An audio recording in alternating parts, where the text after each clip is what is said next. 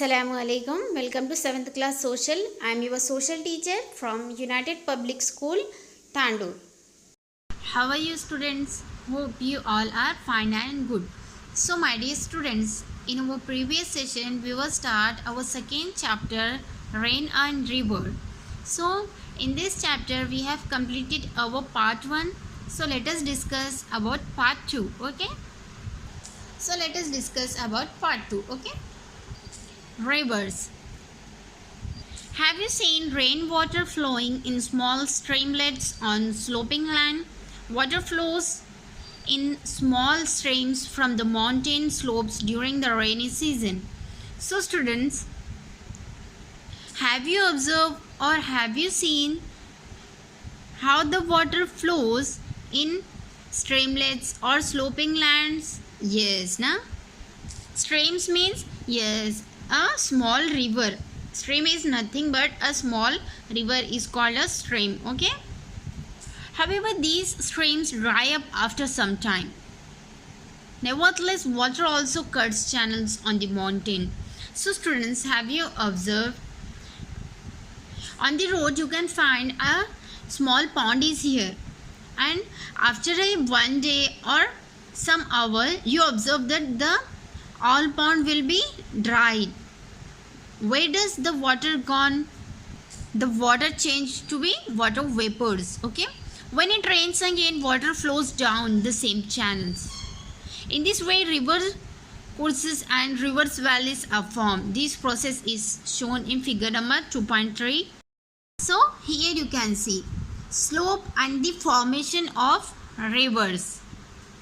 Transformation of a stream into a broad river. So how does a stream means a small river, how to become a broad means a big river. Okay, how a small river become a big river. And its source, a river usually starts the form of a thin stream. As it flows further, it gets bigger and broader. This happens because many small streams joins it as the streams flow. Smaller rivers or streams which join a large river are called tributaries. First of all, when the rainfall was come, what happened? Yes, the water will be a thin stream, means the river becomes very thin or small. Okay, but after some time what happened? Yes, the river become very bigger and broader. The river become very big. Okay, because after the rainfall what happened? Yes, many streams, many rivers will be joined and they become a big stream. But when the small rivers will be joined, what happened? Yes, a tributaries is become.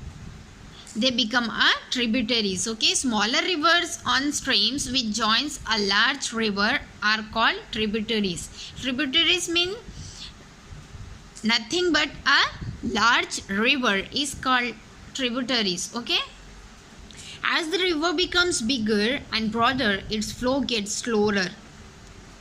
It starts depositing the silt and sand it has carried on its bed and banks. This causes the formation of plains. So what is the reason behind the formation of plains?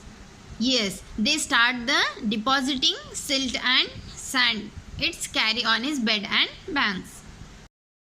Floods, plains and floods. Okay, a river does not contain the same amount of water all year round. So my dear students, a river cannot be contain the same water all around the year.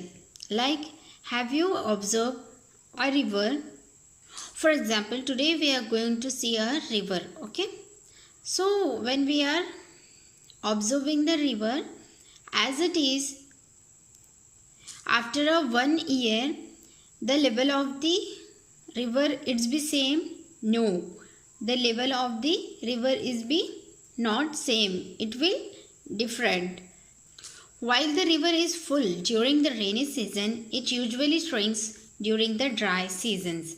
Yes, so in the rainy season what happened? Yes, the heavy rainfall will become and the river will be, the water will be full in the river. But in another seasons what happened?